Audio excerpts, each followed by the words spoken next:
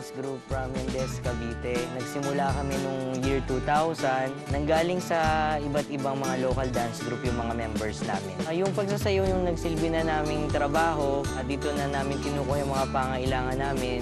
Tapos may mga miyembro kami na estudyante, kaya may mga pagkakataon na yung sweldo namin, yun na nagagamit nila sa pag-aaral. Noong year 2008, sinubukan po namin mag-apply papuntang Dubai para po maiba naman yung buhay namin. Bawat dancer po, naghanap ng sarili nilang mga gastos, kagaya po ng placement fee. Sa kasamaang palad po, hindi po kami natuloy. Naloko po kami ng recruiter namin. Natangay po yung inipo namin pera na nagkakahalagang 150,000 po lahat-lahat. Nung time na yon, nagkawatak-watak kami. Kaya po ang ginawa namin ng mga natira pang mga dancer, pinuntahan po namin yung mga umalis na, pinabalik po namin sila para lang po mapunuan yung kontrata namin na dapat po naming tapusin. Naging mabait po yung Diyos sa amin. Sumagot po sila ng oo, nakapag-perform pa rin po kami. At eto po kami, may panibagong hamon na harapin ng aming grupo. Patutunayan namin na hindi na kami magkakawatak-watak.